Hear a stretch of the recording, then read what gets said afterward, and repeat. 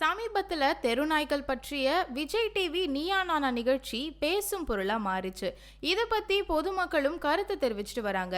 சென்னையில வளர்ப்பு நாய் மற்றும் தெருநாய்களால பொதுமக்கள் பாதிக்கப்படும் சம்பவங்கள் அடிக்கடி நடக்குது. இதுல பிட்புல், ராட்வெல்லர், ஜெர்மன் ஷெஃபர்ட் உள்ளிட்ட நாய்கள் தான் மக்களுக்கு பெரும் அச்சத்தை உண்டாக்குது. மக்களை பாதுகாக்கும் வகையில சென்னை மாநகராட்சி முக்கிய அறிவிப்புகளை வெளியிட்டிருக்காங்க. நாய்களை சாலையில் கூட்டிட்டு போகும்போது வாய் மூடி கட்டாயமா தேவை. ராபிஸ் நோய் தடுப்பூசி கண்டிப்பா போட்டிருக்கணும், கட்டாயமா லைசன்ஸ் வாங்கியிருக்கணும்னு சொல்றாங்க. வளர்ப்பு நாய்கள் கடிச்சா அதன் உரிமையாளர்களே பொறுப்பேற்றுக்கணும்னு சொல்லியிருக்காங்க. இதுல முக்கியமான விஷயம் என்னன்னா, நாய் பிரியர்களால நாயை பராமரிக்க முடியாத போது அந்த நேரத்துல அப்படியே ரோட்ல விட்டுடுறாங்க. எனவே இதுக்கு தீர்வு காணும் வகையில வளர்ப்பு நாய்களின் உடல்ல மைக்ரோசிப் பொருத்த மாநகராட்சி முடிவு செஞ்சிருக்காங்க.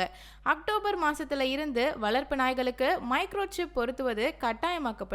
மக்களே, அரசு சொல்லும் இந்த விதிகளை கண்டிப்பா ஃபாலோ பண்ணுங்க. இதனால நாய்களும் சேஃபா இருக்க முடியும், மக்களும் சேஃபா இருக்க முடியும்.